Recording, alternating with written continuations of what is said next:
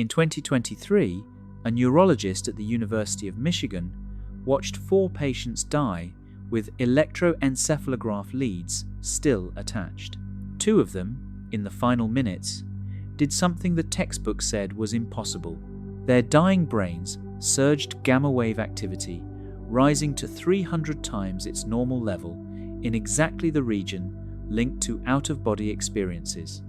Not a fade, a flare. Tonight, we walk through that study and 3 others that have, for the first time in a generation, made the question of where you go after death a question that mainstream scientists are arguing about again. Get comfortable, dim the lights, and hit subscribe. The argument has gotten more interesting, not less.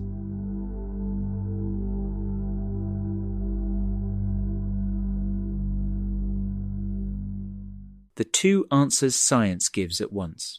There is one question every human civilization has eventually been forced to ask, and every civilization has answered it differently. The question is so old, it predates written language.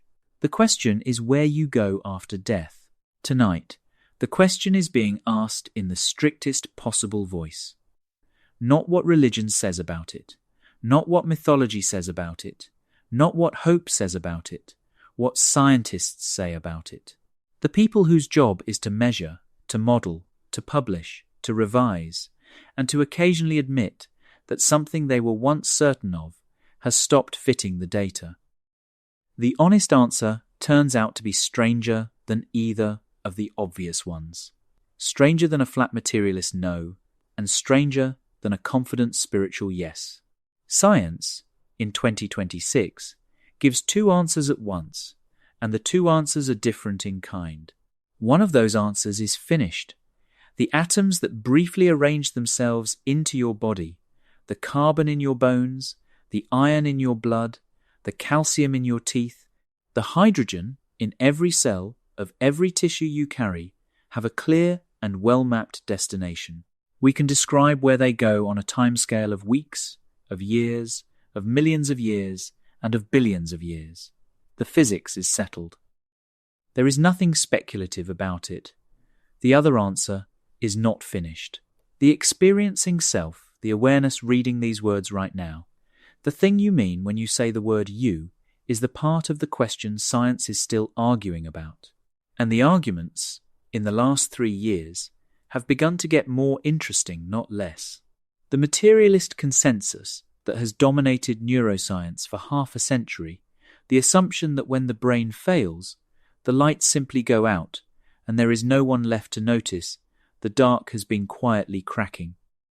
Not because anything mystical has been proven, but because the instruments have finally been pointed at dying patients rather than living ones, and the readouts have refused to behave the way the textbooks said they should.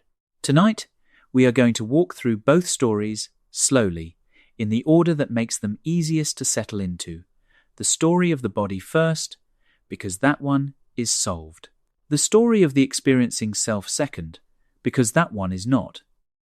Between them, we will move through the most surprising scientific evidence anyone has gathered on this subject. In Living Memory, a study published in 2023 that recorded an enormous surge of conscious-style brain activity in patients in the final minutes of their lives, a multi-center cardiac arrest investigation that found organized brain rhythms up to an hour into resuscitation, and a recent peer-reviewed paper that has given new experimental footing to a theory of consciousness most physicists laughed at for 2 decades.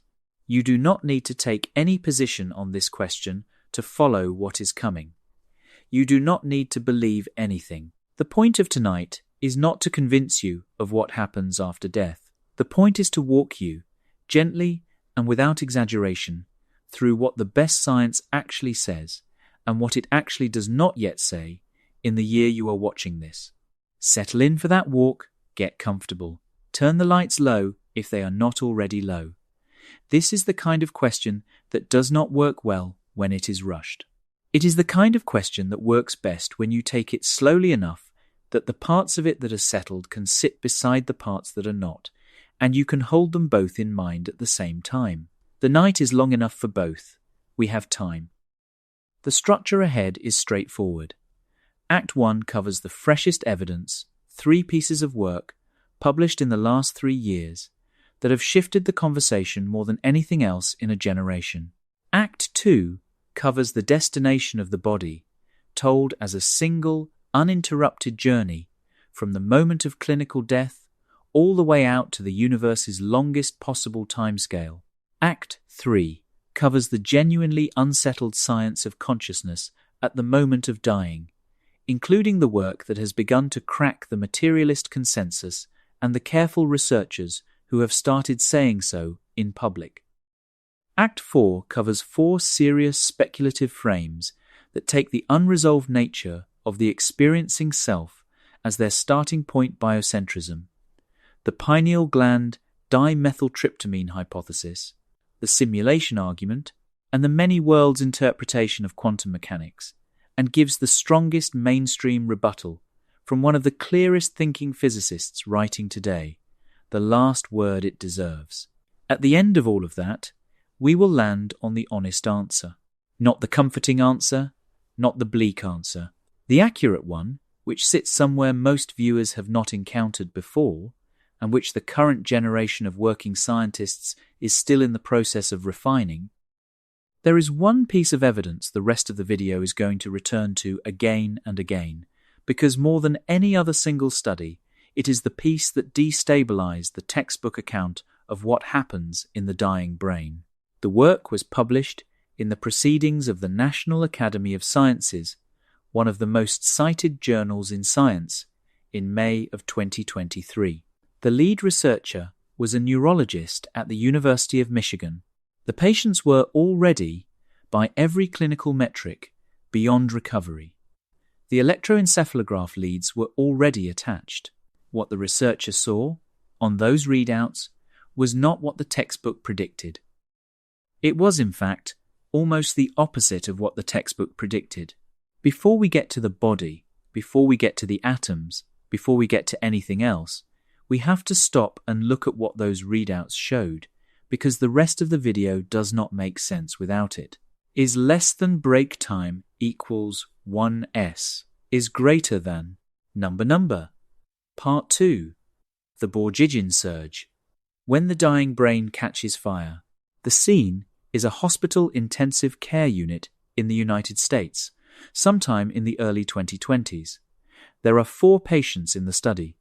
Each of them is comatose. Each of them has, after careful consultation with families and physicians, been determined to have no realistic prospect of recovery.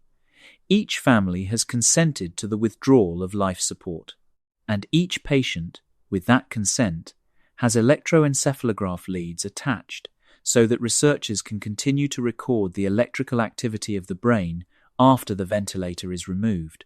The lead researcher's name is Borjigin. She is a neurologist at the University of Michigan, and she has spent years studying the precise sequence of events that happens inside the brain as a person dies. Her work is published in mainstream peer-reviewed journals. She is not a fringe figure. The study that came out of this particular set of patients appeared in May of 2023 in the Proceedings of the National Academy of Sciences, PNAS for short. One of the journals that scientists submit to when they want their results to carry serious weight. What Borjigin's team expected to see, based on the textbook account of dying, was a relatively simple curve. The EEG signal should fade. The fast rhythms associated with active conscious processing gamma waves, the ones that run at 30 to 100 cycles per second, should disintegrate first. Slower rhythms should persist briefly, then those should fade too. Within minutes of the ventilator coming off, the readout should go isoelectric, flat. The brain, having run out of oxygen and energy, should fall electrically silent in the order the textbooks describe. In 2 of the 4 patients, that initial fade did happen, just as predicted. The signal weakened, the fast rhythms began to disintegrate. And then, paradoxically, the dying brain did something nobody had predicted. It surged. A massive, sustained jump in gamma wave activity flared up across a specific region of the cortex, not a brief twitch. A sustained, organized, cross-brain explosion of the kind of electrical pattern that, in awake, healthy people, correlates with the most demanding kinds of conscious experience. The location of the surge matters as much as its size. The activity concentrated in what neuroscientists call the temporo-parieto-occipital junction. That is a mouthful, so let me unpack it. The temporal lobe handles hearing and a great deal of memory. The parietal lobe handles spatial awareness and the sense of where your body is in relation to the world around you. The occipital lobe handles vision. The junction, where the three lobes meet, is, as much as any single region of the brain can be, the place where the felt sense of being someone, in a body, in a place, is woven together from the streams of sensory and self-referential information running through the cortex. That region has been studied for decades in a different context. When neurosurgeons stimulate it electrically in awake patients during epilepsy surgery, the patients reliably report out-of-body experiences, a feeling of floating above the operating table, a perspective shift in which the patient is suddenly looking down at their own body from a few feet above it. The phenomenon is well documented. It is one of the most robust findings in the neuroscience of altered states, and it is generated by activity in exactly the region that surged in 2 of Borjigin's 4 dying patients in the final minutes of their lives. Let us anchor the magnitude with something the body itself helps us feel. The human brain, in normal waking life, runs on roughly 20 watts of power. That is the same energy draw as a dim, incandescent light bulb. 20 watts to do everything you do, to read these words, to picture the rooms you have lived in, to remember the names of people you love. 20 watts. And the brain manages all of it with an organ that weighs about 3 pounds and consumes around 20% of the body's resting energy on 2% of its mass. In one of the 2 patients who surged, the gamma connectivity rose to approximately 300 times its baseline. 300 times. The dying brain was not merely lighting up. It was lighting up at intensities not typically observed, even in fully alert, attentive, healthy adults. The same 20-watt bulb, briefly, behaving like a flare, and the pattern was not local. Borjigin's team noted what neuroscientists call cortico-cortical and cortico-subcortical coupling, the kind of cross-brain conversation between regions ordinarily working in their own rhythms that in conscious living subjects correlates with the most integrated, most experience-saturated moments. Lucid dreaming produces signatures of this kind. So does experienced meditation. So do the moments of insight when a person solves a difficult problem and feels the answer arrive whole. The textbook problem is now obvious. The brain was, by every clinical metric, in the process of shutting down. The oxygen was gone. The cells were committing biochemical suicide. The body was, in the language of medicine, dying. And yet the most expensive, most coordinated kind of conscious activity that any human brain can produce was flaring brighter, more globally, more coherently than it had during the patient's life. The cautious mainstream interpretation of this finding, the one the materialist consensus has reached for, is that it represents a final disorganized cascade of firing. Oxygen-starved neurons depolarize in waves. The waves, by chance, happen to produce gamma-frequency signatures. The pattern looks like consciousness because the brain's machinery is the machinery of consciousness, but no one is home. It is the last buzzing of an engine before it cuts out, not the engine working harder than ever. That interpretation is not foolish. It is the careful one, and a careful viewer should give it weight. But there is a competing interpretation that is increasingly hard to dismiss, and it goes like this. The signature is not merely similar to the signature of conscious experience. It is identical, not analogous. Not approximate, identical. If a healthy living subject's brain produced exactly these patterns, every neuroscientist on the planet would say without hesitation that the subject was undergoing a conscious experience.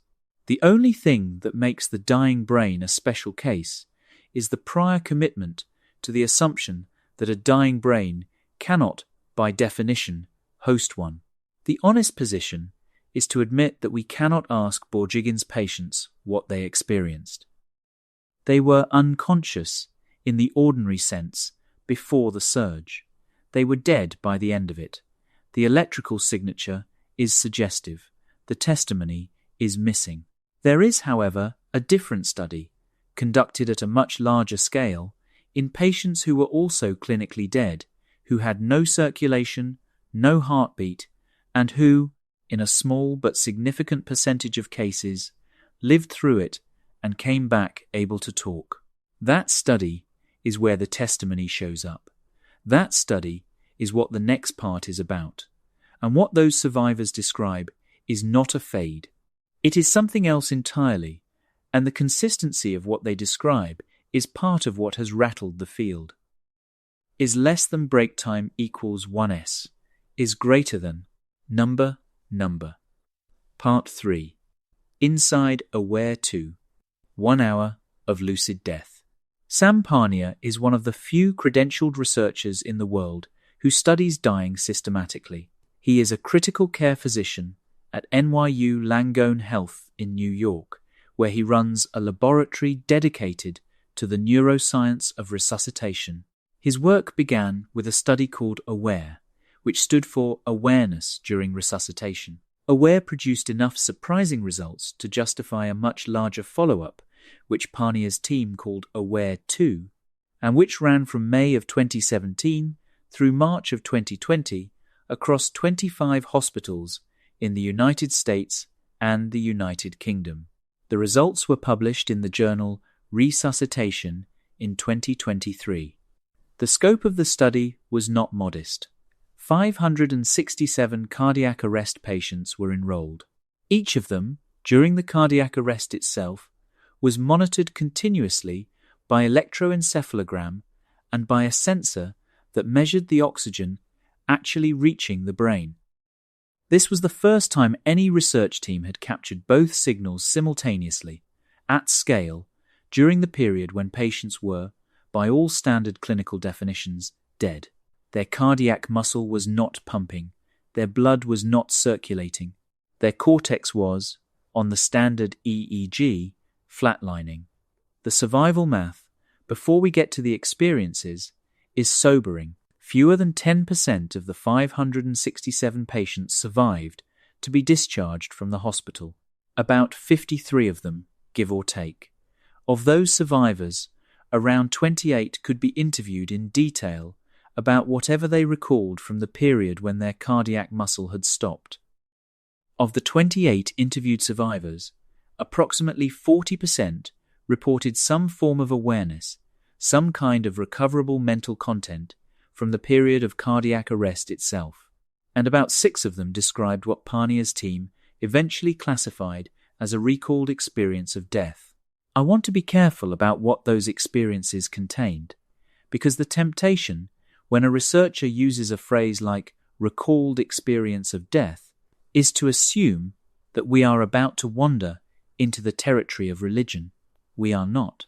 The phenomenology that Parnia's team documented is specific, structured, and consistent in ways that hallucination literature simply does not match. The pattern, in the survivors who described it, runs roughly like this: a sense of separation from the body, a felt perspective shift, often described as floating above or behind the body, a panoramic life review in which significant moments from the patient's life are experienced not in narrative order, but as a kind of comprehensive map, often with what the patients describe as moral or relational evaluation of their own actions toward others. Encounters with deceased relatives, mentors, or figures of personal significance, and a sense of being drawn towards something described variously as a light, a presence, a destination, or simply the next thing. The first thing to anchor about that narrative is its consistency. It recurs across cultures. It recurs across ages. It recurs in patients who had no prior exposure to the near-death experience literature, no specific religious framing of what dying might be like, and no apparent reason to converge on the same description. Children report it, atheists report it, devout believers report it, and what they describe is structurally similar to what children and atheists describe. The structure of the experience is more consistent, statistically, than any single drug-induced hallucination on record. Different psychedelics produce wildly different phenomenology. Different cardiac arrests, in different patients, in different countries, produce a narrative that has a discernible shape. The second thing to anchor is how the patients themselves describe the quality of the memory. Almost universally, they distinguish it from a dream. They distinguish it from a hallucination. They describe it as more real than ordinary waking life. They describe it as the kind of memory that, decades later, remains sharper and more emotionally significant than any other memory they hold. This is not how patients describe the disorganized confusion of post-resuscitation delirium. It is a different category of recollection, and the clinical literature has stopped pretending it is easy to assimilate. Now let me turn to the EEG data, because the EEG data is the part that has, more than any single piece of testimony, shifted the conversation inside neuroscience itself. During CPR, when the patient's cardiac muscle is not pumping, when blood is not reaching the cortex, except in whatever small amount the chest compressions can squeeze through the brain, is supposed to be silent. The standard clinical assumption has been that within seconds of cardiac arrest, the EEG flatlines and stays flat until either circulation is restored or the patient is declared deceased. In Parnia's study, that is not what the data showed.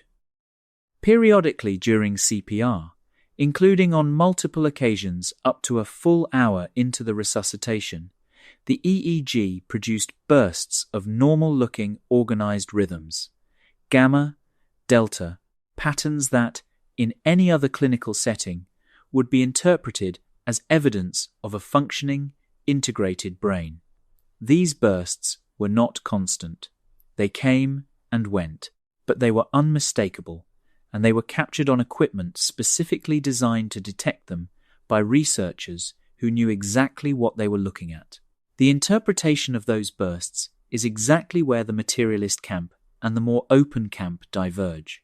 The materialist reading is that the brain, deprived of normal circulation, can still generate organized electrical patterns from local energy reserves, and that those patterns are a hardware quirk, not evidence of subjective experience. The more open reading is that the bursts correspond to the windows during which the recalled experiences are occurring, that the survivors who report life review and a felt sense of separation are describing what happened during exactly those minutes when the EEG, against all expectation, was running organized rhythms. There is a verifiability problem in the data that I want to acknowledge plainly because honest accounting requires it. Aware and Aware 2 both attempted to test a more ambitious version of the survival hypothesis. Researchers placed images on high shelves in resuscitation bays, images that would be visible only to a person whose perspective had genuinely floated above the bed. No survivor, in either study, has ever identified one of those images. That null result is important. It is part of the picture. It does not invalidate the recalled experiences, but it constrains how far the strongest interpretation can be pushed.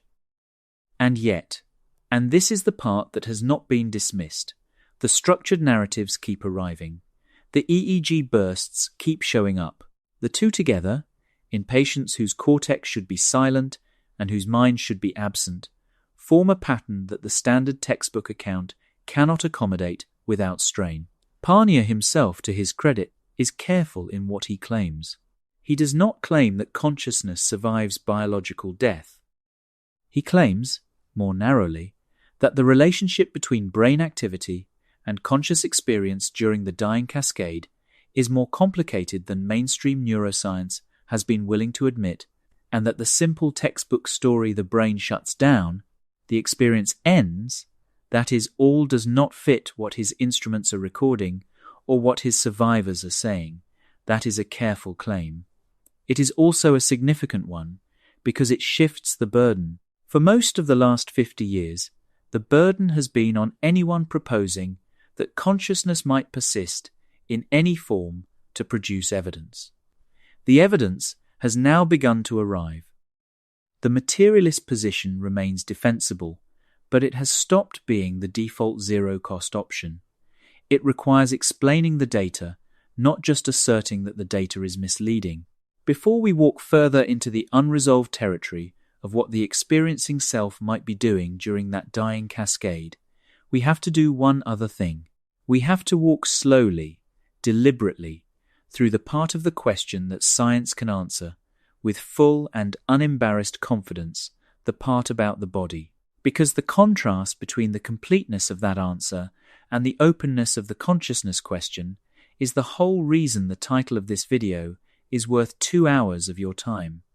We owe the matter story a careful telling. The next part is exactly that. Is less than break time equals 1s? Is greater than? Number. Part 4. The hour after. What the body actually does. The moment of clinical death is not a moment. It is a cascade. The textbook timeline is useful, but it makes the process sound cleaner than it is. In reality, what happens to a human body in the first hour after the cardiac muscle stops pumping is a precisely choreographed sequence of cellular and chemical events that we can now describe in considerable detail, partly because we have so much clinical data from cardiac arrest patients who were resuscitated, and partly because we have a century of careful pathology research on patients who were not. When circulation stops, the cortex is the first part of the body to fail. Within roughly 10 seconds, oxygen drops below the threshold at which neurons can sustain organized electrical activity, and the standard clinical EEG begins to flatten. The patient becomes unresponsive in the way that emergency room staff recognize as the transition into the dying state. Within minutes, the brain has exhausted its small, immediate reserves of energy. That energy, in every cell of every tissue in the body, takes the form of a single molecule called adenosine triphosphate, ATP for short. Every textbook in cellular biology spends pages on this molecule because it is the universal currency that cells use to do work. Muscle contractions, neuron firing, membrane maintenance, the transport of nutrients across cell walls, all of it runs on ATP. Without oxygen, the chain of reactions that produces ATP grinds to a stop within minutes. The cells run out of fuel. Without ATP, the sodium-potassium pumps that maintain the electrical gradient across every cell membrane fail. Ions equalize across the membrane. The carefully maintained voltage difference between the inside and outside of each neuron collapses. Neurons swell. Some of them die immediately. Others survive a little longer, depending on their location, their oxygen reserves, and how quickly the rest of the cascade reaches them. Let me anchor the scale of what is happening with a comparison your own body can help you feel. The human brain, as we mentioned earlier, runs on roughly 20 watts in normal life, the same draw as a dim, incandescent light bulb. But it is, by mass, the hungriest organ in the body. It accounts for about 20% of the body's resting metabolic energy on roughly 2% of its mass. That ratio explains why the brain is the first organ to fail when circulation stops. It is the organ with the least slack. The muscle in your leg, the cells in your skin, the tissues in your liver can all survive much longer without oxygen than the cortex can. Within 4 to 6 minutes of cardiac arrest in unprotected tissue, the damage to most cortical neurons begins to become irreversible. That is, the window emergency medicine has been organized around for decades. Get the cardiac muscle pumping again within that window, and the patient has a chance of recovering with intact cognition. Miss the window, and even successful resuscitation produces a body whose brain has suffered damage that is not easily walked back. Now to the body itself. As the cells run out of ATP, a process called autolysis begins. The word means self-digestion. The cellular enzymes that, in healthy life, are carefully sequestered inside compartments called lysosomes begin to leak. Denied the orderly conditions of a functioning cell, these enzymes turn inward and start to break down the proteins and membranes of their own host cells. The gut and pancreas, which already contain the most aggressive digestive enzymes in the body, lead the cascade. The walls of the intestine are among the first major tissues to be visibly affected. Then there is the microbiome. Every healthy human body carries trillions of bacteria, primarily in the gut, in regulated balance, with a functioning immune system. The immune system, in life, keeps the bacteria where they belong. When the immune system fails, along with everything else, the bacteria are no longer restrained. Within 48 to 72 hours, gut bacteria have migrated through the body. The gases they produce as they metabolize the body's tissues drive the visible signs of decomposition. I am going to acknowledge the rest of the cascade rather than describe it in detail, because the cozy frame of tonight does not require us to wade into it, and because the science is settled enough to be summarized briefly. Soft tissues continue to liquefy. The body returns, over weeks to months depending on temperature and burial conditions, to its most basic chemical constituents. Skeletal material persists for years to centuries.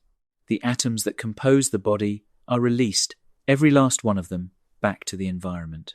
There is one development from the last few years that is worth pausing on, because it has quietly forced a reconsideration of how irreversible the early decomposition cascade actually is. In 2019, a research team at Yale published a paper describing an experiment they called BrainX. Working with pig brains that had been removed from the body 4 hours after death, the team used a custom-designed perfusion system to circulate a substitute blood-like fluid through the brain tissue. To their surprise, they were able to partially restore certain cellular functions, including the ability of individual neurons to fire in response to stimulation in tissue that was supposed to be completely past the point of any possible recovery. The Yale team was clear that they had not restored consciousness. They had not restored organized brain activity at the network level. They had restored cellular-level function in tissue that classical pathology had said was beyond restoration. The experiment did not change the medical definition of death. It changed the boundary of what is meant by irreversible. And it suggested that the first hour after death, in particular, is less a single moment than a window during which different parts of the system fail at different rates, and during which the line between dead and not dead is more porous than the textbook had implied. The atoms of the body have, by this point in the cascade, not yet gone anywhere. They have only been released from the configuration that held them together as a particular living organism. The carbon is still carbon. The iron is still iron. The hydrogen is still hydrogen. The question of where those atoms actually end up, over years, over centuries, over the cosmic timescales the universe operates on, is the next part of the answer. And it is the part of the matter story that turns out to be, in its own quiet way, almost beautiful. This is the part of where you go after death that physics can describe with absolute confidence, and the contrast between this completeness and the unresolved consciousness question is exactly the contrast that makes the rest of the video worth staying up for. Before we walk back into the unsettled territory, we owe ourselves the long view of where the atoms actually travel. Is less than break time equals 1s is greater than number part 5 Stardust going home, where your atoms actually end up. There are approximately 7 octillion atoms in a human body. 7 octillion is 7, followed by 27 zeros. The number is so large that even the metaphors fall apart. But here is one anchor that helps. If every atom in your body were instead a grain of sand, you would have enough sand to bury every beach on Earth, several meters thick, that many, inside one ordinary person, walking around as if nothing unusual were going on. Most of those atoms are hydrogen and oxygen, locked up as water. Water makes up roughly 60% of an adult human body by mass, and an even larger fraction by atom count, because hydrogen and oxygen are light. Beyond the water, the bulk of what is left is carbon, nitrogen, calcium, phosphorus, potassium, sodium, magnesium, and trace amounts of iron, zinc, copper, and a long list of other elements. Now I want to walk you, slowly, through where each of those elements came from, because this is where the matter story stops being merely accurate and starts being genuinely moving in the way that only true things can be moving when you sit with them long enough. The hydrogen in your body is older than the Earth. It is older than the Sunday. It is older than any star that has ever existed. When the universe cooled, in the first few minutes after the Big Bang, the cooling fireball briefly allowed protons and electrons to settle into the configurations we now call hydrogen atoms. Some of those hydrogen atoms were eventually drawn together by gravity, formed the first stars, were fused into helium, and were destroyed. Other hydrogen atoms drifted through the universe for billions of years, were drawn into later stars, and survived. The hydrogen in your body, almost every atom of it, is roughly 13.8 billion years old. It has been hydrogen since the universe was 3 minutes old. It is older than every other thing about you by an unimaginable margin.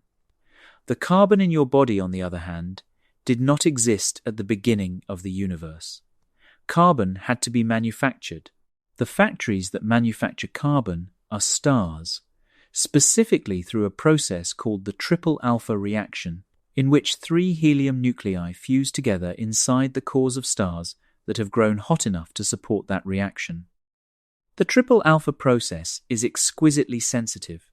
A small change in the fundamental constants of physics would have made it impossible, and yet, in the universe we actually inhabit, it works just often enough that the carbon currently in your bones was forged inside the cores of stars that lived and died before the sun formed. The nitrogen and the oxygen, the calcium and the phosphorus, the magnesium, the potassium, the sodium, the iron and the zinc and the copper, and almost everything else, every element heavier than helium in your body, was made the same way, manufactured in stars.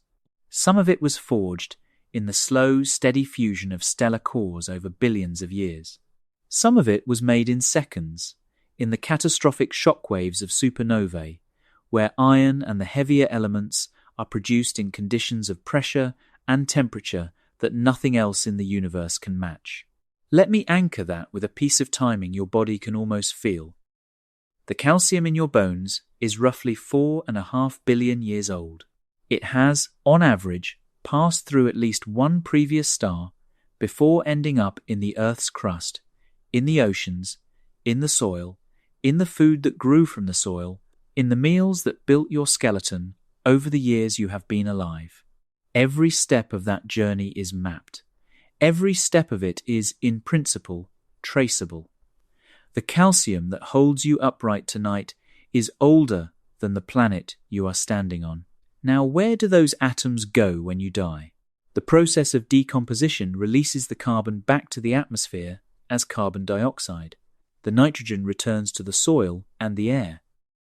The calcium and the heavier minerals return to the ground. Plants take in the carbon dioxide. The plants are eaten by animals. The animals are eaten by other animals, or die, and their bodies are eaten by bacteria, and the cycle continues. There is on Earth a finite pool of biologically usable atoms, and that pool has been recycled through every living organism that has ever existed. This is not a metaphor, it is bookkeeping. Within a few decades after a single human dies, the atoms that briefly compose that human are statistically dispersed across roughly the entire local biosphere. A carbon atom that was once part of a cardiac muscle might now be part of a tree somewhere in another country. A nitrogen atom that was once part of a hand might now be part of a wheat field. The boundary that, in life, separated you from the rest of the world, the boundary that your skin defined, was always provisional. The atoms were always borrowed. Decomposition simply returns them. The planetary timescale extends this picture in a way that is worth sitting with. As long as Earth keeps its crust and its atmosphere, which it will for roughly another billion years before the warming sun, makes the surface uninhabitable, the atoms of every human who has ever lived continue to cycle within the biosphere. They are not lost. They are not destroyed.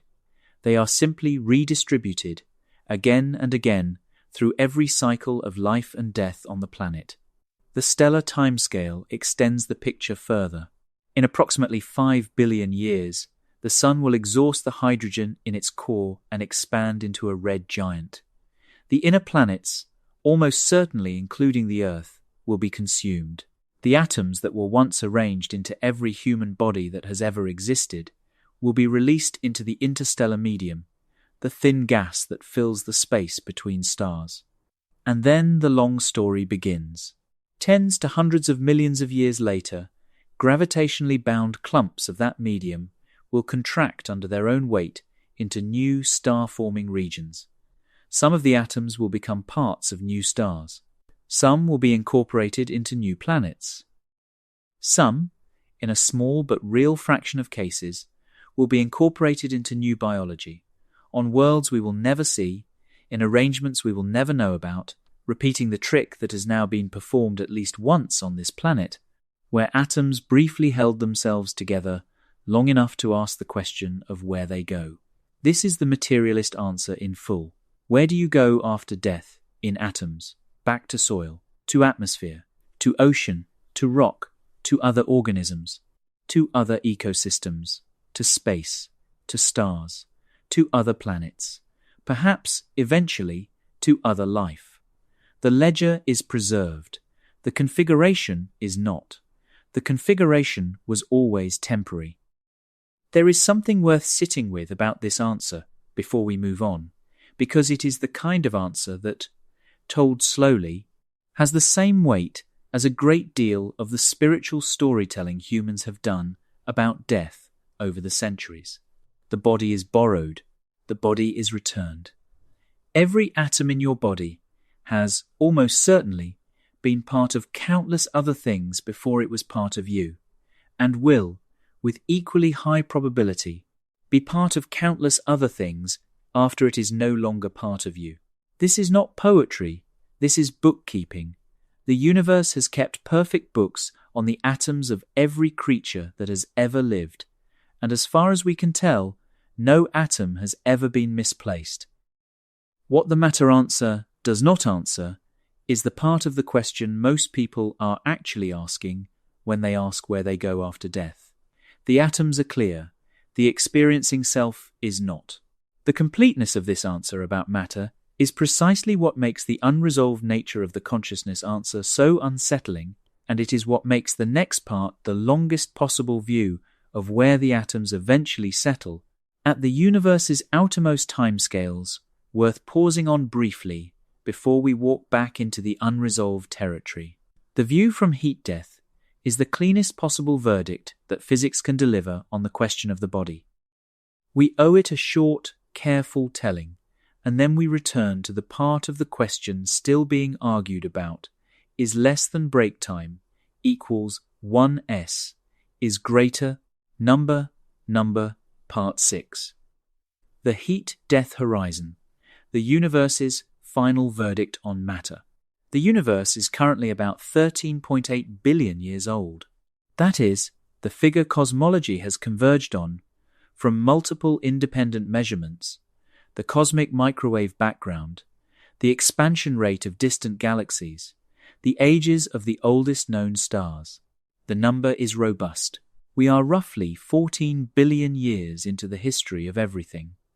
The Sun, our particular star, has approximately another 5 billion years before it exhausts the hydrogen in its core and begins to expand. The Earth, by most projections, will be sterilized at the surface long before the Sun reaches its maximum size, perhaps within another billion years. As solar luminosity slowly increases and the planet's water-based biosphere is pushed past the limits of habitability, after that, Earth, as a place where atoms can be arranged into living organisms, is finished. The atoms remain. The arrangements end. Star formation in the universe is not yet finished. Galaxies continue to produce new stars at a slowly declining rate. The current consensus is that star formation will continue for roughly another 100 trillion years, after which all the available hydrogen will have been consumed and no new stars will form. After that point, the universe is populated by aging stars, then by white dwarfs and neutron stars and black holes, then increasingly by black holes alone. The black holes inherit the universe. Stephen Hawking showed in the 1970s that black holes are not truly black. They evaporate slowly, emitting what is now called Hawking radiation. The evaporation timescale depends on the mass of the black hole, and it is, for any astrophysically interesting black hole, immensely long. A solar mass black hole takes roughly 10 to the 67 years to fully evaporate. A supermassive black hole takes roughly 10 to the 100 years.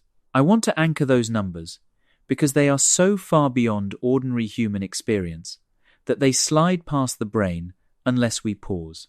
10 to the 100 years is the number 1 followed by 100 zeros worth of years. To get a sense of the gap, the current age of the universe is roughly 10 to the 10 years. The number 10 to the 100 is not just larger. It is larger in a way that does not compress meaningfully into smaller comparisons. There is no analogy that captures it. There is only the patient writing out of zeros. The final state of the universe, on standard cosmology, is what physicists call heat death. The phrase is misleading because nothing is hot anymore at that point. The phrase comes from thermodynamics and refers to a state of maximum entropy, in which every particle in the universe is in thermal equilibrium with every other particle, and there are no remaining gradients of energy that could be used to do useful work. No structures form. No information is stored. No observers exist to notice the silence. The universe simply continues to be in a state where nothing changes because there is nothing left to change. There is an open physics question about whether even matter itself survives this long. Some theoretical models predict that protons themselves decay on timescales of 10 to the 36 years or longer. If proton decay is real, the atoms of every human who has ever lived will not, in fact, last forever. They will eventually dissolve into more fundamental particles, which will eventually thermalize with the rest of the universe. The matter survives until then, and then the matter itself is recycled into something more basic. There is also an open physics counter to the simple heat-death picture. Some interpretations of cosmology, including conformal cyclic models proposed by Roger Penrose, suggest that after the universe reaches maximum entropy and contains nothing but radiation, the geometry rescales and a new cosmological cycle begins. None of that recycling would preserve identity from one cycle to the next. The previous universe, if there has ever been one, did not leave any retrievable signature behind. The cycles, if they exist, are not connected by anything we would call memory. This is the longest view physics can take on the destination of your atoms. From the moment of decomposition all the way out to heat death or proton decay or cosmological recycling, the materialist story about matter reaches a clean conclusion. The atoms travel. The atoms recombine. The atoms eventually disperse beyond any possibility of being assembled into a recognizable arrangement again. The story has an ending, and the ending is not bleak so much as it is final. It is the kind of ending that comes for everything. The story about the experiencing self does not reach an ending like that. It has been waiting through the long view of the atoms, and now we walk back into it, into the unsettled territory where current science is still arguing with itself. Connect this back to the long view of the body. The matter answer ends in heat death, complete and consistent. The consciousness answer has not even fully arrived yet. In 2026, and the next part begins with one of the strangest pieces of clinical evidence in the entire literature. The moments before death, when patients who should not be able to speak suddenly speak, is less than break time equals 1s, is greater than number, part 7. Terminal lucidity, the last conversation. The scene I want you to picture is specific. A patient in late-stage Alzheimer's disease. Years of progressive cognitive decline. The patient has not recognized her own children for at least 18 months. She has not held a coherent conversation for nearly as long. Her language has reduced to fragments. She does not always know where she is. She is in hospice care now, and the medical team has told the family that the end is approaching, perhaps within days. The family has gathered at the bedside. Then, on an ordinary afternoon, the patient opens her eyes. She looks around the room. She names each of her children in order of age. She asks her son about his job, the job he started 6 months ago, which she had never previously seemed to understand existed. She tells her daughter she is proud of her. She asks for water. She tells her husband she loves him. She speaks for perhaps an hour with the lucidity of the woman she had been a decade earlier. And then, within 24 hours, she dies. This is not anecdote. It is documented in the clinical literature, across hundreds of cases, by physicians who have spent their careers in palliative medicine. The phenomenon was named in 2009 by a biologist named Michael Nahm and a psychiatrist named Bruce Grayson. They called it terminal lucidity, and the term has stuck. The survey data on terminal lucidity is now substantial enough to be taken seriously. Roughly 43% of severe dementia cases display some form of it in the period immediately before death. In about 87% of recorded cases, the clarity lasts up to 24 hours. In about 66% of cases, the patient dies within 2 days of the lucid episode. The lucidity is not a sign that the patient is improving. It is not a sign that the underlying disease has reversed. It is a sign, in the language of palliative medicine, that the end is very near. I want to anchor the strangeness of this phenomenon against the textbook expectation, because the strangeness is the whole point. In end-stage Alzheimer's, the brain regions responsible for language, for autobiographical memory, for the recognition of faces, these regions have visibly atrophied. CT and MRI scans show tissue loss. By every metric available to standard neuroscience, the patient should not be capable of what happens routinely in those final hours. The substrate that would support the lucid conversation has been measurably destroyed. The conversation happens anyway. The mainstream working hypothesis for terminal lucidity, the one the careful neuroscientists offer, is a final cascade of neurotransmitter release as the dying brain attempts to restore homeostasis. The hypothesis suggests that reductions in inflammation, edema, and metabolic stress in the hours before death may temporarily allow undamaged tissue to function more normally. Perhaps some kind of last-ditch chemical surge gives the remaining neurons a brief window of higher performance. This is a defensible hypothesis. It is also one that the people proposing it acknowledge is incomplete. The problem with the working hypothesis is that the substrate appears, on imaging, to be too damaged for the function to return at the level it does. Terminal lucidity is not simply a brief spark of generic activity. It is coordinated, language coherent, identity recognizing performance. The patient knows who is in the room. The patient knows what to say. The patient knows, in many cases, that she is dying and is using the lucidity to say specific things to specific people. That kind of integrated function is not what most neuroscientists would predict from the level of cortical damage these patients display. The connection to the work we have already covered should be visible by now. Borjigin's gamma surge in the dying brain, Parnia's organized brain rhythms during cardiac arrest, terminal lucidity in advanced dementia. The same broad pattern keeps surfacing in different contexts. When the brain is supposed to be failing, or has already failed by every clinical metric, it sometimes produces its most coordinated, most experience-saturated activity. Terminal lucidity is, in effect, the bedside visible version of what Borjigin's electroencephalographs were detecting.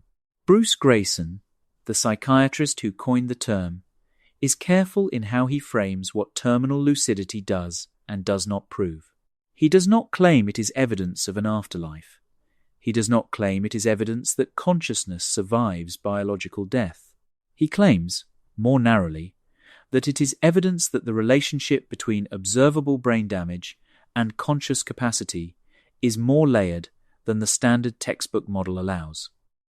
Damaged tissue in the hours before death can apparently host levels of integrated cognitive function that the same tissue could not host weeks or months earlier. The mechanism is not understood. The phenomenon is well documented.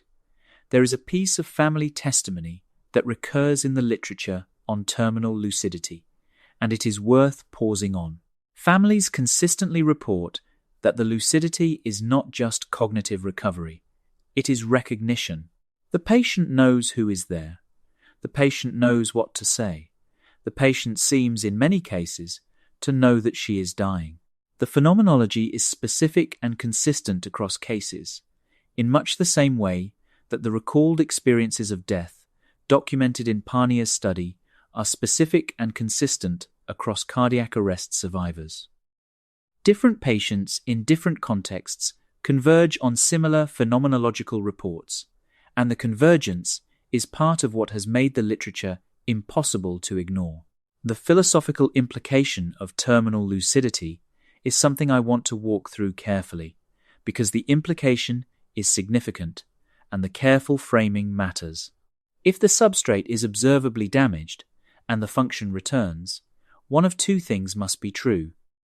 The first possibility is that the substrate was always more capable than its damaged appearance, suggested that the imaging metrics we use to assess brain function in dementia patients are missing something about the functional reserves that the tissue actually retains. The second possibility is that the function is not exclusively dependent on the substrate, which is to say that something else is involved in producing or supporting the lucid conversation, and that the substrate, even damaged, is sufficient to allow that something else to express itself one last time. The first possibility is interesting. It is consistent with mainstream materialism. It would require some revision of how neuroscience thinks about damaged tissue, but would not require any new physics. The second possibility is the door that the receiver hypothesis walks through, and that is where the next part takes us. The receiver hypothesis has been around for decades as a philosophical curiosity. In the last few years, for the first time, mainstream neuroscientists with serious credentials have begun to take it seriously in public. What changed? What one of those neuroscientists is now saying, and what the implications might be if even a soft version of the hypothesis turns out to be correct, that is what we look at next. Part 8. The hard problem and the receiver hypothesis. Before we get to the receiver hypothesis itself, we have to spend a few minutes on the problem the receiver hypothesis is trying to solve. The problem is the most famous unsolved puzzle in the philosophy of mind, and it has been formulated most clearly by an Australian philosopher named David Chalmers. Chalmers calls it the hard problem of consciousness, and the name is meant to distinguish it from the so-called easy problems. The easy problems are not actually easy. They are merely tractable. They include questions like how the brain processes visual information, how memory is stored and retrieved, how attention is directed, how the brain produces verbal reports. These are problems that neuroscience has been making real progress on for decades, and there is every reason to believe that with enough time and instrumentation, they will eventually be solved. The hard problem is different. The hard problem is this. Why is there something it is like to be the system that processes information? Why is there an experiencer at all? Why does the brain's processing feel like anything to the brain from the inside rather than simply running the way a computer's processing runs, with no one home to notice it? Let me anchor that with the analogy that lands best without jargon. A computer can, in principle, solve any problem the brain solves. A sufficiently powerful machine could simulate every neuron in the brain in real time. The simulation could output verbal reports, take actions, learn, adapt. Nothing about the function of the brain requires conscious experience as far as we can prove.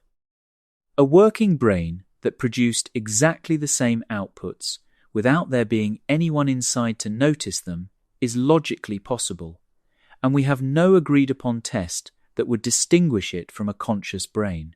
The hard problem is the brute fact that consciousness exists at all, when by all accounts the machinery could have run without it. The standard materialist answer to the hard problem, the one most working neuroscientists have offered for the last 50 years, is that consciousness is what certain kinds of information processing feel like from the inside. Sufficiently complex, sufficiently integrated processing produces experience as a natural byproduct of its own complexity. The question is supposed to dissolve once we understand the processing in enough detail. The problem with the standard answer, as Chalmers and many other philosophers have pointed out, is that it does not actually explain anything. It restates the question. It does not say why integrated information should feel like anything at all. It merely says that, in the case of brains, it does. The hard problem refuses to dissolve no matter how much detail we add to the easy problems. The neuroscience can be exhaustively complete, and the question of why all that exquisite machinery is accompanied by experience remains exactly where it started. Now I want to introduce Christoph Koch, because Koch's recent shift is, more than anything else, what has reopened the receiver hypothesis as a respectable position to hold in mainstream neuroscience. Koch is one of the most cited neuroscientists working today. He spent 2 decades at the California Institute of Technology, where he collaborated with Francis Crick. Yes, the same Crick who co-discovered the structure of DNA on the neural correlates of consciousness. He is co-developer, with Giulio Tononi, of integrated information theory, which is one of the most ambitious mainstream attempts to give consciousness a precise mathematical definition. He is as credentialed and as materialist a neuroscientist as the field produces.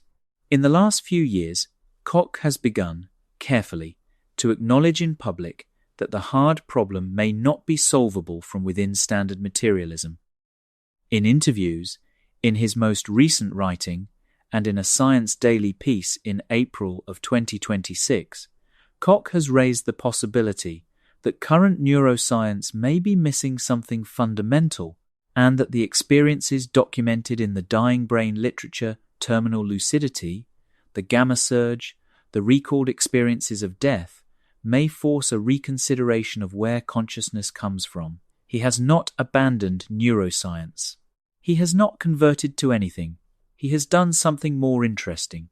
He has acknowledged, publicly, that the materialist consensus he spent his career defending may not be the final word. That is the context in which the receiver hypothesis becomes worth discussing seriously, rather than as a curiosity. The receiver hypothesis, in its modern form, holds that the brain may not generate consciousness.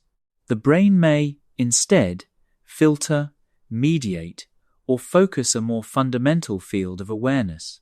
On this view, the brain is a radio, not a recording, not a generator, a receiver. Let me walk through the analogy slowly, because the analogy does a lot of the work. If a radio is damaged, the music coming out of it degrades.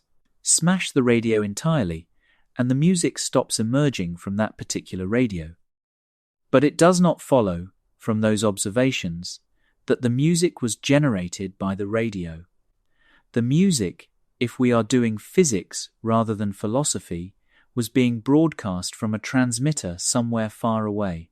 The radio was tuning in to a signal that already existed, and that continued to exist, whether or not any particular receiver was working.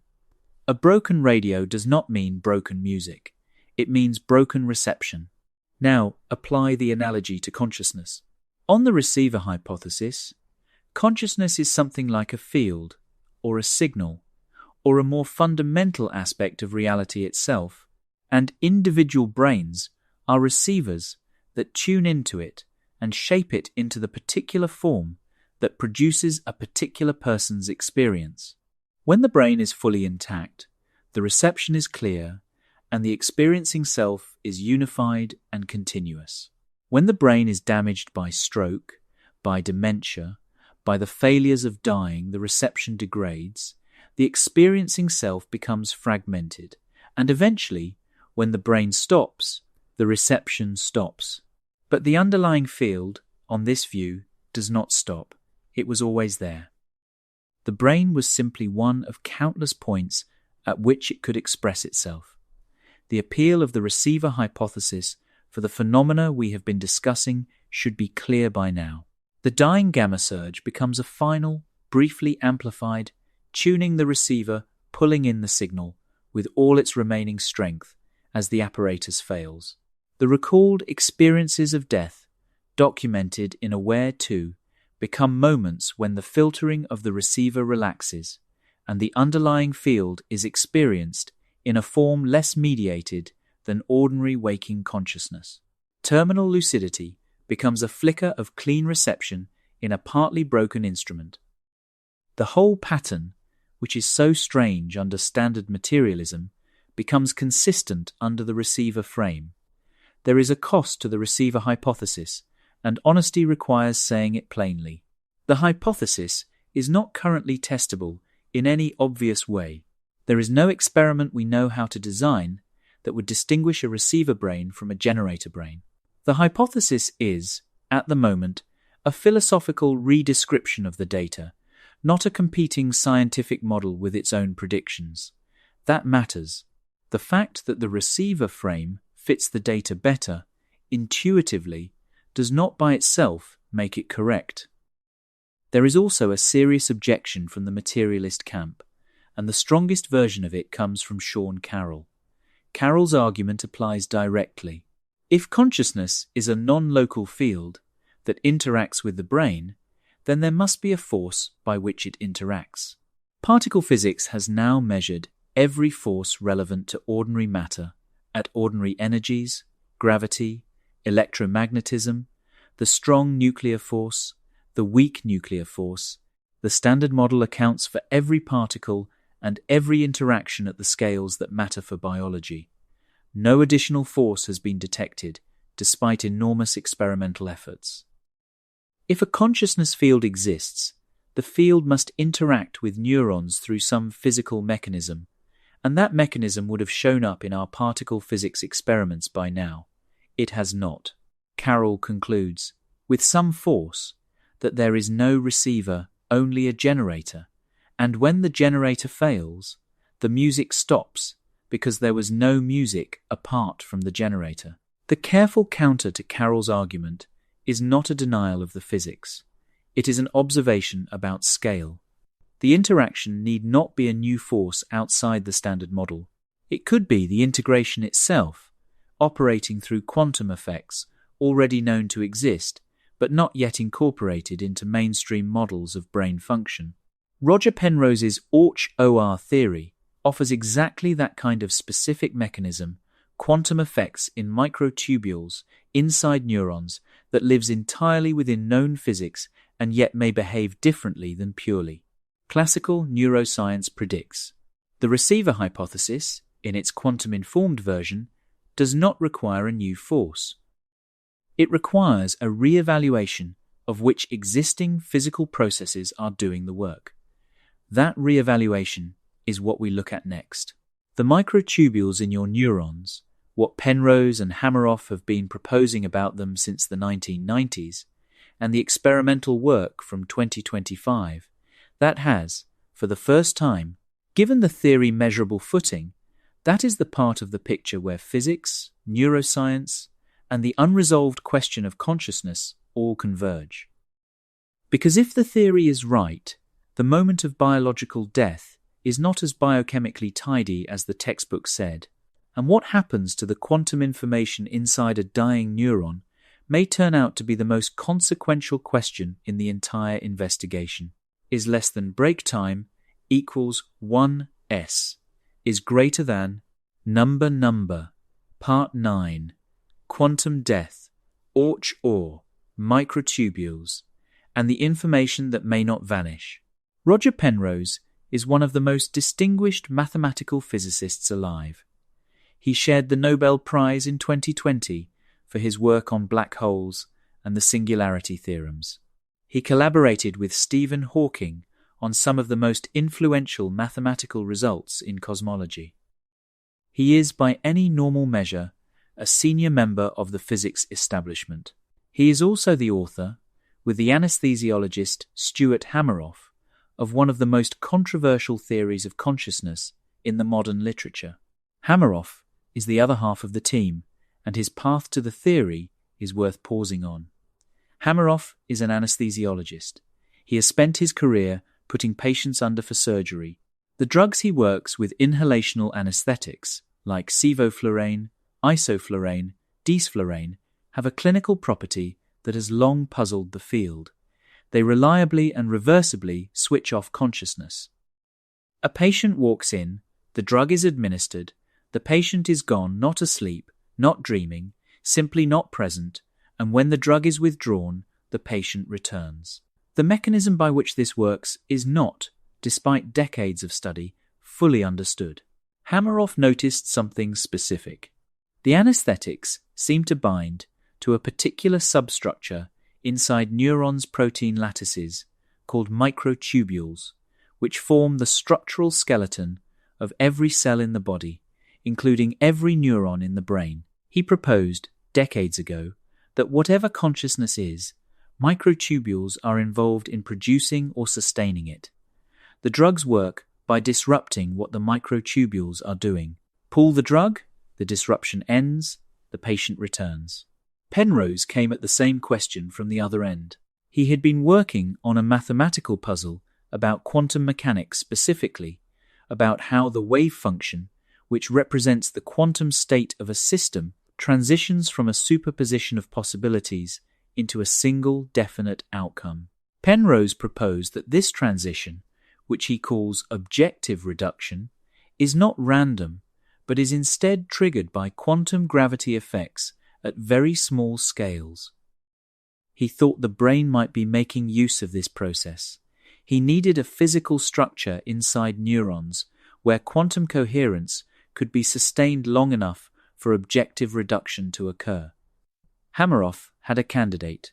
The structure was microtubules. The theory they published together, beginning in the 1990s, is called orchestrated objective reduction, Orch-OR for short. The theory holds that conscious moments are not produced by the classical electrical signaling between neurons that mainstream neuroscience focuses on. They are produced by quantum computations inside microtubules, computations that, the theory claims, occur roughly 40 times per second, woven directly into the gamma rhythm. The same gamma rhythm, by the way, that Borjigin's study found surging at death. Let me anchor the scale. A microtubule is about 25 nanometers across. That is 25 billionths of a meter, or roughly 2,500 times smaller than the width of a human hair. The microtubules inside a single neuron number in the thousands. The total number of microtubules in a human brain is on the order of 10 to the 20A1, followed by 20 zeros. The theory says that across all of those microtubules, quantum computations are occurring at the rhythm of 40 per second, and that each computation is, in some sense, a conscious moment. The mainstream skepticism of this theory has been substantial and, for the most part, fair.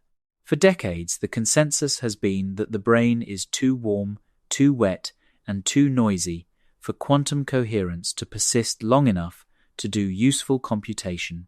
Quantum effects, the standard argument goes, decohere, that is, they collapse into ordinary classical behavior far too fast at body temperature for them to underlie a process that operates at the timescales of consciousness. Quantum computing, in the laboratory, requires extraordinary measures, temperatures near absolute zero, exquisite isolation from noise to preserve coherence even for fractions of a second. The brain has none of those protections. The decoherence argument has been, until recently, the most powerful objection to Orch-OR. In 2025, a paper appeared in Neuroscience of Consciousness, a peer-reviewed journal published by Oxford University Press that has begun to chip away at the decoherence argument.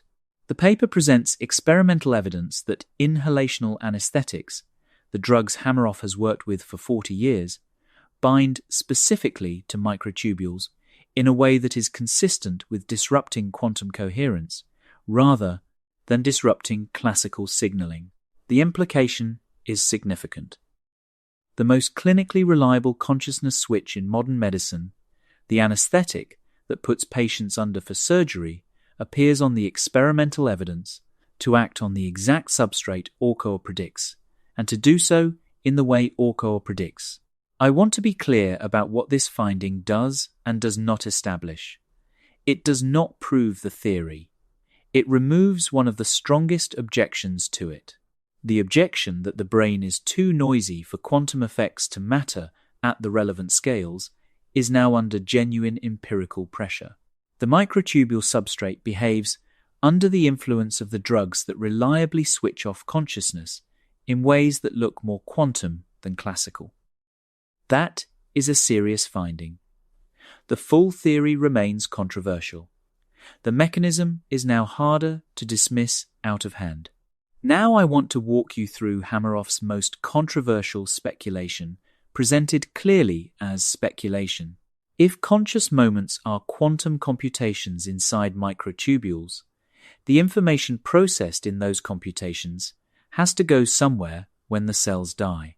By the principle of unitarity in quantum mechanics, information is conserved. It cannot simply disappear. So Hameroff has proposed, over the years, that at the moment of death, the quantum patterns that were being processed inside the microtubules may not be deleted. They may, in his phrase, leak out into the surrounding space-time geometry. The pattern of the experiencing self on this picture is not erased at death. It dissipates into the structure of reality itself. This is the part of the theory where mainstream physicists tend to push back hardest, and I want to walk through the pushback fairly. Conservation of quantum information does not, by itself, imply recoverable conservation of personal identity.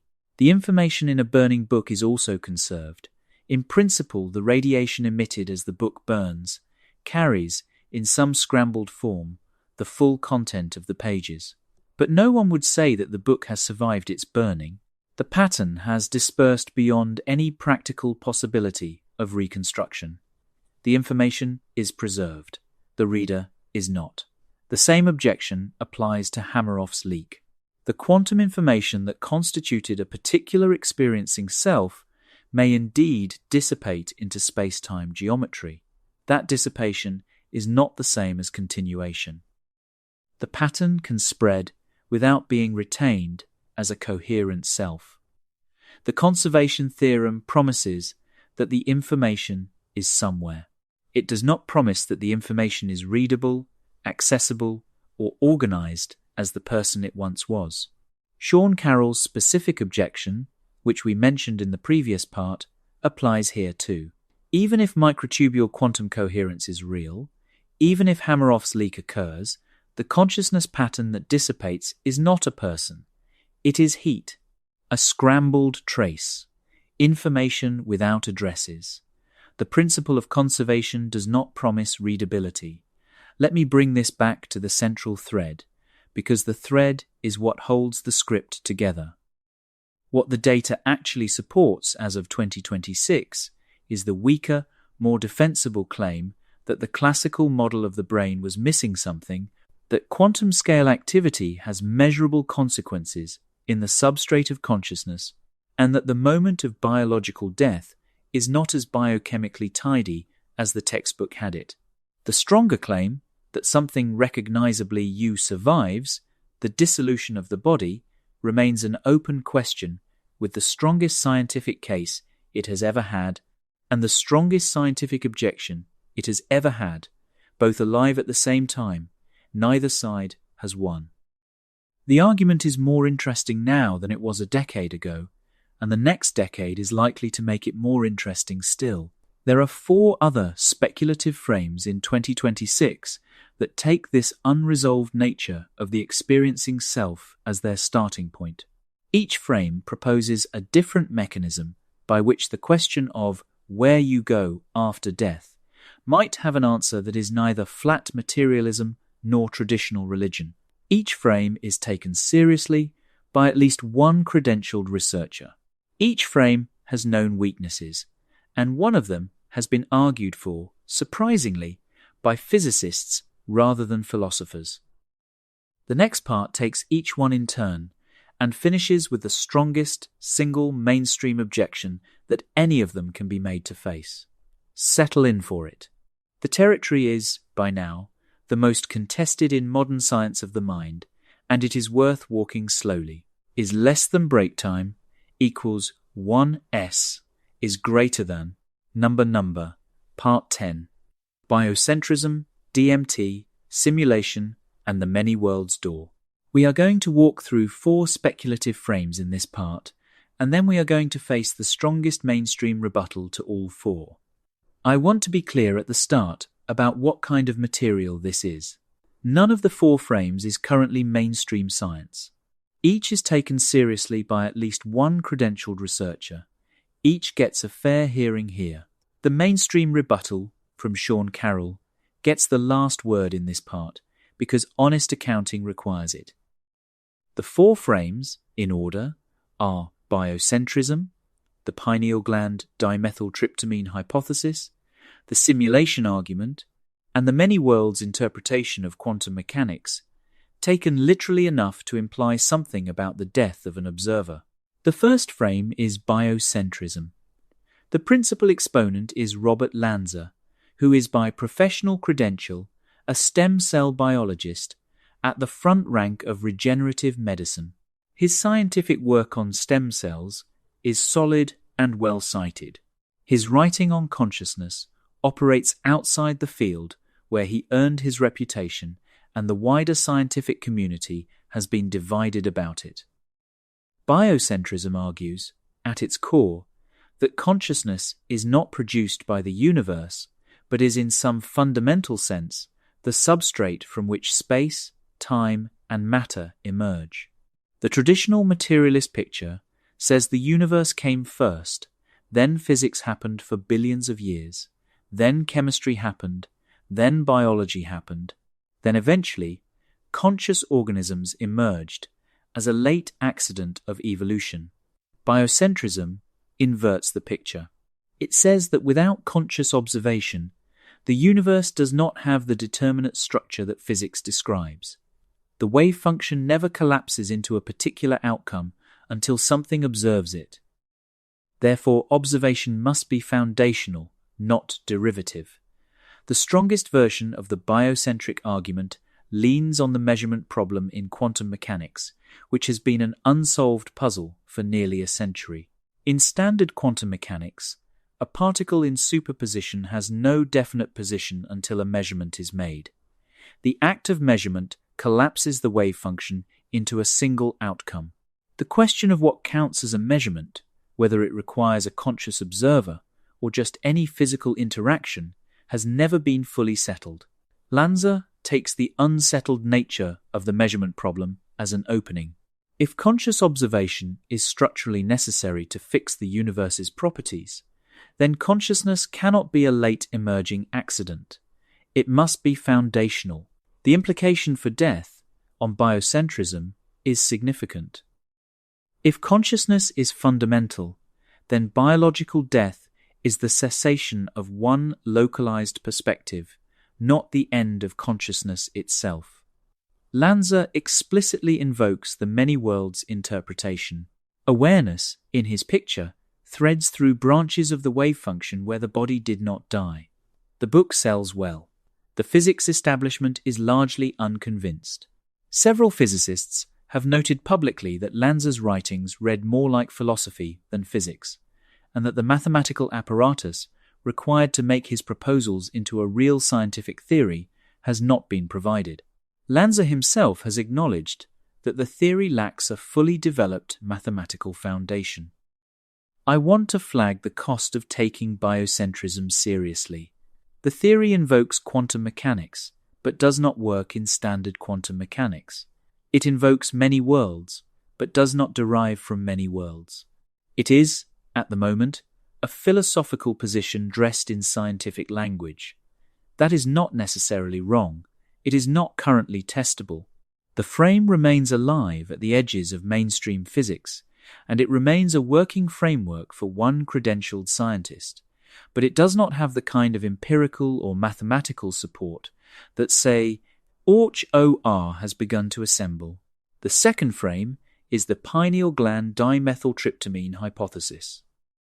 The principal exponent here is Rick Strassman, who in the early 1990s at the University of New Mexico conducted the only DEA-approved clinical trial of N-dimethyltryptamine in humans in the modern era. Strassman gave intravenous doses of DMT, which is one of the most powerful psychedelic substances known to neuroscience, to 60 volunteers. He documented their experiences in detail. What he found surprised him.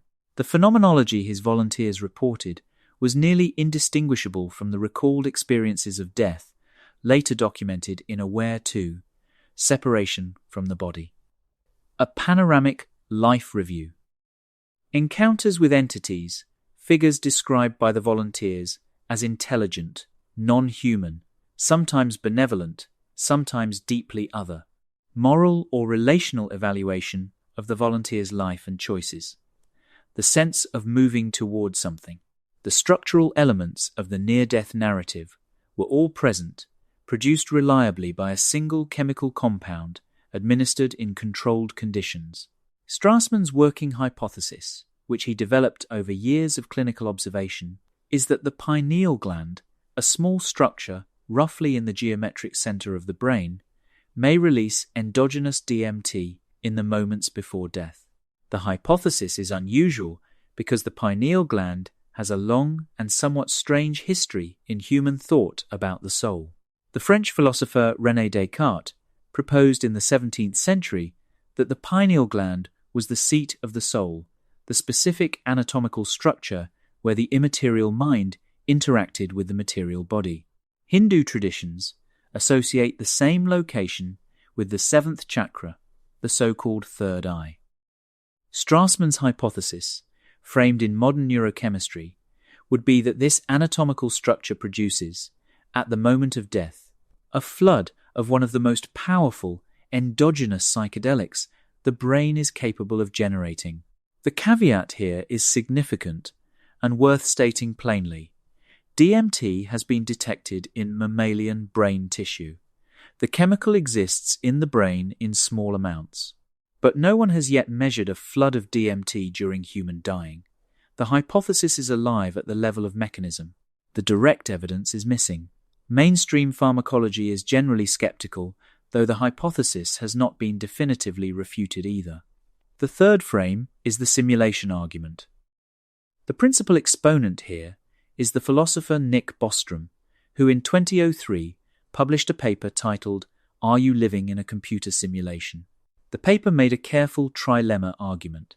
At least one of three propositions must be true, Bostrom argued. Either civilizations almost always go extinct before they reach the technological capability to run high-fidelity simulations of conscious beings, or civilizations that reach that capability almost always choose not to run such simulations.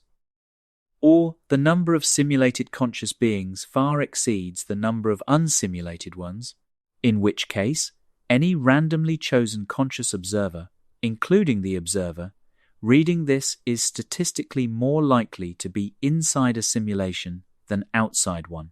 The argument does not assert that we live in a simulation.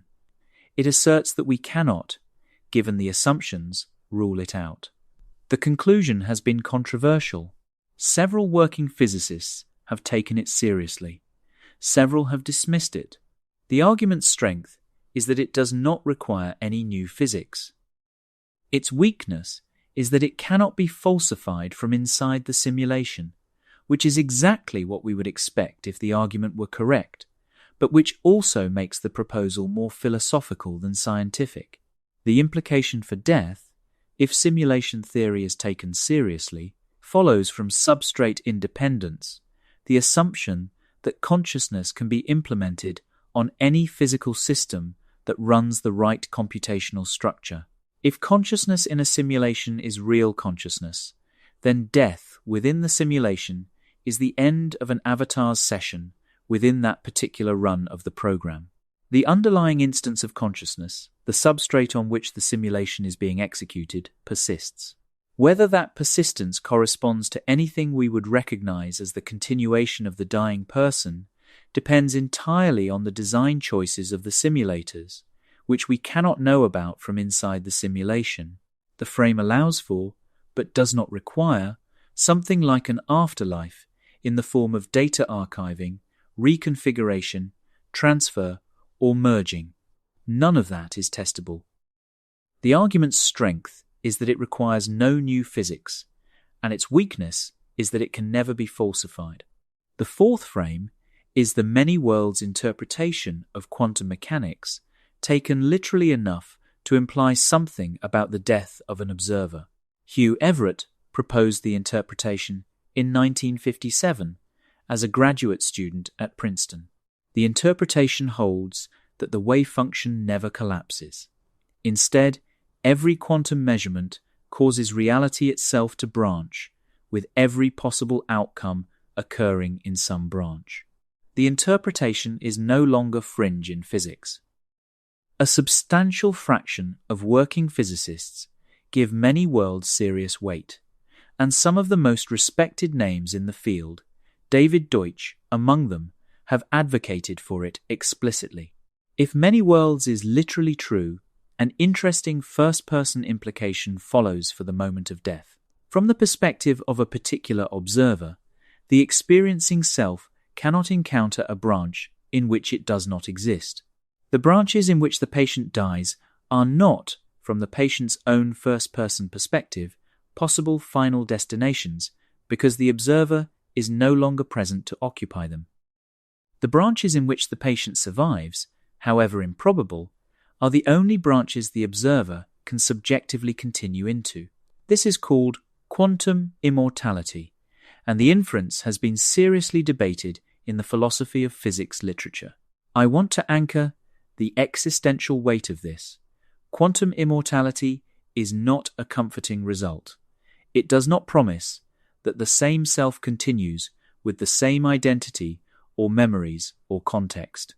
It predicts that the experiencing self, in any moment when the wave function branches into both survival and non-survival possibilities, always finds itself in the survival branch, however statistically unlikely, however medically improbable, however many catastrophic injuries the survival branch requires.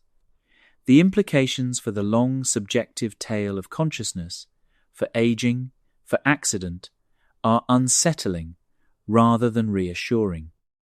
The experiencing self may never encounter its own ending from the inside, even as the body in most branches dies on schedule. The physics community is split on whether to take quantum immortality seriously. The mathematics of many worlds is clean and consistent. The interpretation of what many worlds implies for a first-person observer is contested. Most physicists, who accept many worlds as the correct interpretation of quantum mechanics, do not, in practice, accept quantum immortality as a personal life strategy, and the reasons they give are subtle and worth a full essay of their own. The inference is mathematically clean. Its personal meaning is contested. Now, the central thread, before the rebuttal arrives. These four frames: biocentrism, DMT-mediated transition, simulation continuation, many worlds quantum immortality, share a structural feature. Each one takes the recalled experiences of death, the gamma surge, terminal lucidity, and the unresolved hard problem of consciousness as data to be explained, rather than as anomalies to be dismissed. Each one proposes a specific mechanism by which the experiencing self does not simply end when the brain fails. None of the four is mainstream science. All of them are taken seriously by at least one credentialed researcher. The mainstream rebuttal we are about to face addresses all four at once, and the rebuttal is strong enough that any honest accounting has to include it. The rebuttal comes from Sean Carroll, who is a working theoretical physicist at Johns Hopkins University and the Santa Fe Institute, and who has written more clearly and more directly about the physics of personal continuation than perhaps any other public scientist of our time. His argument is laid out in a piece called Physics and the Immortality of the Soul, and it goes like this. The core theory of physics, quantum field theory, plus general relativity at the energies relevant to atoms, molecules, and the cells of the brain, accounts for every interaction between every particle in the body. The core theory has been tested to extraordinary precision in particle accelerators around the world. It has been tested in astrophysical observations of unprecedented sensitivity. There is no room within the core theory for an undiscovered force that would carry information out of the brain into some other substrate. Such a force would have to interact with the atoms of the brain at the relevant energies, and if it did, it would have shown up in particle physics experiments by now. It has not. Carroll's framing is specific and worth pausing on. Any continuation of personal consciousness would require a transfer of structured information from the brain into something else. That transfer would have to be physical. The physics is comprehensively mapped at the relevant energies. The mapping leaves no room for the kind of transfer that personal continuation would require. Therefore, Carroll concludes, the materialist position holds. The experiencing self ends when the brain fails, because there is no physical mechanism by which it could go anywhere else. I want to concede the strength of this argument before offering the careful counter, because Carroll's case is not a metaphysical preference. It is empirical. He is not saying continuation is unlikely. He is saying that physics, as currently established, leaves no mechanism for it. That is a serious claim, and a viewer who finds it compelling has not made a foolish move. The argument is the strongest single objection on the table, and any honest treatment of the question must take it on directly. Now the careful counter, the one a working scientist actually offers. Carroll's argument is conclusive only if the core theory is the final theory. The history of physics says it is not. Newton's mechanics was once the final theory. Then relativity arrived. Maxwell's electromagnetism was once the final theory. Then quantum mechanics arrived. Every previous final theory has turned out to be the limiting case of a deeper, more complete one. The core theory is the best we have right now, and it is extraordinarily well tested, but it is almost certainly not the last word. Orch-OR, if it survives further experimental work, would not violate the core theory. It would require taking quantum effects at biological scales more seriously than current mainstream neuroscience does. That door, in 2026, is barely cracked open. It is not closed. Connect this back to the central thread. None of the 4 speculative frames in this part has been proven. None of them is mainstream science. And yet each of them takes seriously the part of the title's question that physics cannot yet answer with confidence what the experiencing self does, if anything, when the brain fails. The matter story remains complete, the way physics promised. The consciousness story remains open, the way the data keeps insisting. That is the honest situation in 2026. And the final part of the video walks the viewer slowly to the end of that accounting. Is less than break time equals 1s is greater than number. Part 11. The honest answer. What the best science can and can't say about where you go. We have come a long way, and the night has gotten quieter while we walked. Before we land, let us gather the threads in the order they were given to us, slowly enough that the shape of the honest answer can be seen. The matter answer, restated in full. Your atoms forged in stars that lived and died before the sun even existed. The hydrogen in your cells, older than every star ever born, returned to soil, to atmosphere, to ocean, to rock, to the bodies of other organisms, to the breath of strangers, eventually to space, eventually to other stars, eventually to other planets, and in some small fraction of cases, perhaps to other forms of life on worlds we will never see. The ledger is preserved. The configuration is not. The body is borrowed. The body is returned. The universe has kept perfect books on the atoms of every creature that has ever lived. The story has a beginning and a middle, and, at the longest possible timescale, an ending heat death, proton decay, or cosmological recycling, depending on which model survives the next century of cosmology. The story is complete enough to be moving. Every human being who has ever lived has performed this same transaction with the universe, and the universe has not lost track of a single atom. The consciousness answer, restated in full. As of the year you are watching this, the dying brain has been measured during the actual process of dying by Borjigin at the University of Michigan in 2023, by Parnia and his collaborators at NYU Langone Health in the AWARE-2 study published the same year, by every research team running electroencephalographs through cardiac arrest in the years since. The data has surprised everyone. Activity surges where the textbook said it should fade. Structured experiences arise where the standard model said there should be silence. Patients in advanced dementia, with measurably damaged brains, briefly become themselves again before the end and say what they need to say. None of this proves continuation. All of it complicates the materialist consensus that the experiencing self simply switches off. The consensus was once a default. It is now a position that has to be argued for against actual data. Let me lay out the spectrum of legitimate positions a credentialed researcher can hold on this question in this year. At one end of the spectrum, Sean Carroll. The core theory of physics is comprehensive at the relevant energies. No mechanism exists for personal continuation, and the surge in the dying brain is a final disorganized cascade. The position is rigorous. It is empirical. It is not foolish. At the other end of the spectrum, Sam Parnia. The recalled experiences of death are not hallucinations or post-resuscitation reconstructions.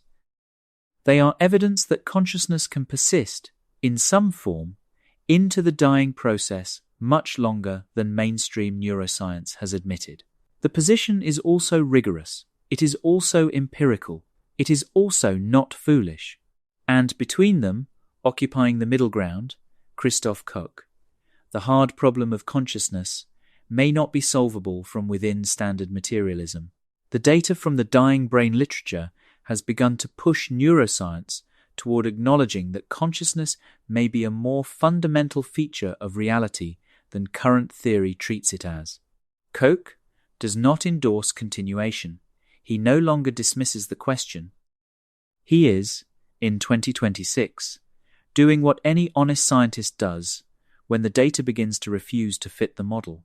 He is rethinking the model. I want to speak directly to whoever is watching this video. If you arrived hoping for confirmation that nothing comes next, that the lights go out and the experience simply ends, and the question is over, the honest scientific answer is more layered than that. The lights, on the data we now have, do not go out in the way the textbook said they did. Something happens in the dying brain that the materialist consensus did not predict and has not yet fully assimilated. That something does not, by itself, prove continuation. It proves that the question is not as closed as it sounded a decade ago. If you arrived hoping for confirmation that something does come next, that some part of the experiencing self continues in some form past the failure of the body, the honest scientific answer is also more layered than that. The data is consistent with several pictures of what might be happening, and most of them do not promise personal continuation in any sense that maps onto traditional religious framings. The strongest mainstream physics argument, Sean Carroll's, remains very strong.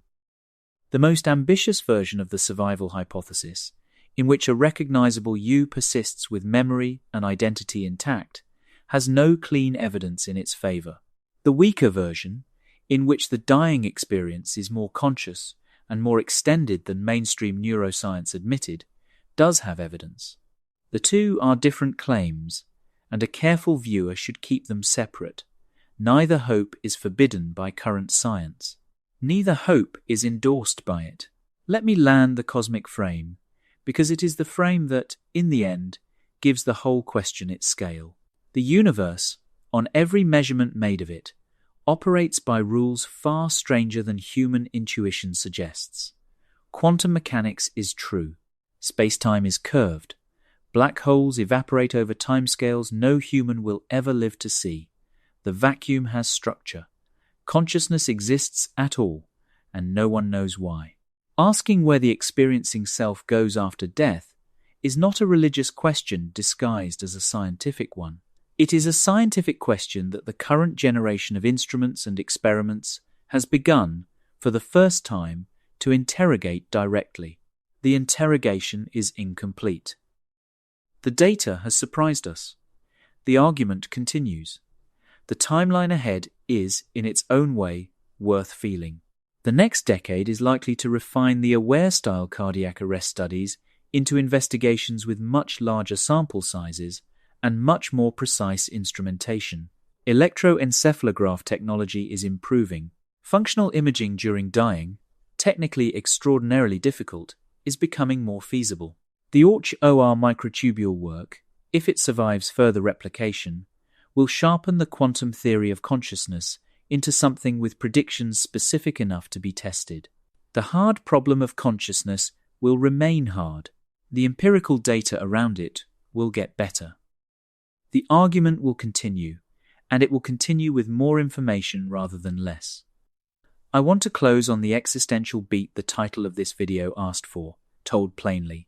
The atoms always go home.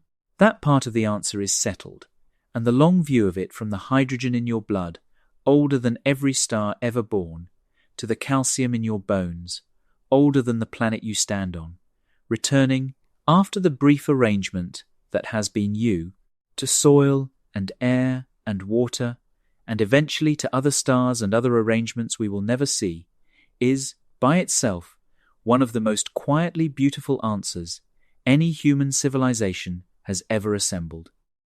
The materialist story about the body is not bleak. It is a careful, accurate, true account of a journey that every atom in you has been on for billions of years before it was you, and will continue on for billions more after it is not. Whether the experiencing self joins that journey in any form, science has not yet learned to measure, is the part of the answer no one alive has ever come back to confirm. Some patients have come back partway, and what they describe is not the silence the textbook predicted. Most patients have not come back at all. The instruments have begun to look in directions they were not previously pointed.